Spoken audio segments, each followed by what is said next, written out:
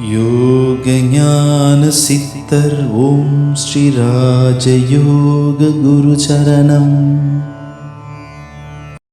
ஆழ்மனம் என்பது மிகவும் சக்தி வாய்ந்தது. சாதாரணமாக நினைக்காதீங்க. ஆழ்மனம் ரொம்ப சீக்கிரத்தில் நமக்கு பதிவை ஏற்படுத்துவது சின்ன வயதிலிருந்து இப்போ வாத்தியார்கள் பள்ளிக்கூடத்துக்கு போகும்போது வாத்தியார்களோட நண்பர்களோட சேரும்போது அந்த பதிவுகள் தாய் தந்தை சின்ன வயசாக இருக்கும்போது அம்மா அப்பா என்ன சொல்கிறாங்க, வீட்டில் என்ன அந்த பதிவுகள்லாம் ஏற்படும்.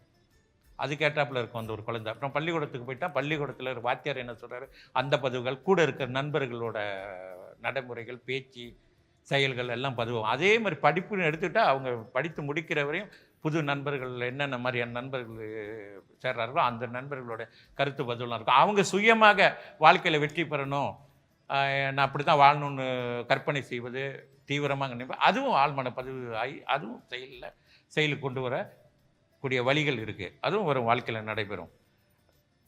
தீய நண்பர்களோடு சென்றால் அந்த மாதிரியான விஷயங்கள் உங்கள் ஆழ்மனதை பயிலும். அது மாதிரி தான் நீங்களும் நடப்பீங்க. உடை, நடை, பாவனை எல்லாமே மாறிடும். அது மட்டும் இல்லாமல் பாடல்கள் ரொம்ப சீக்கிரம் ஆழ்மன பதிவை ஏற்படுத்தும். சினிமா நம்பர் 1 ஆழ்மன பதிவை ஏற்படுத்துது. ரொம்ப சுலபமாக ஆழ்மன பதிவை ஏற்படுத்துவது மூவி தான். ஏன்னா ஏன் ரொம்ப சீக்கிரம் ஆழ்மன பதிவை உண்டாக்குதுன்னா, மனதின் மொழியே காட்சி தான். மனதுக்கு மொழி கிடையாது.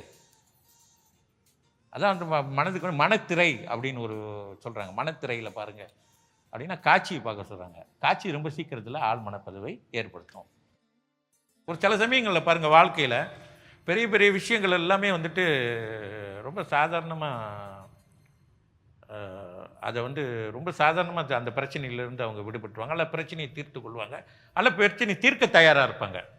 அவ்வளோ பெரிய ப்ராப்ளம் வந்தாலும் சரி அதை பார்த்துறேன் 2ல் 1 அப்படின்னு அவ்வளோ துணிச்சலாக பேசுவாங்க. ஆனால் சில நேரங்களில் சாதாரண ஒரு விஷயத்தை அவங்க தீர்த்து கொள்ள முடியாது.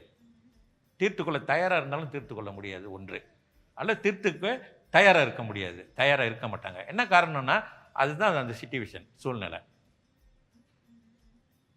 இந்த சூழ்நிலை என்பது சூழ்நிலை நம்ம காரணம்ன்றது காட்டக்கூடாது தான்.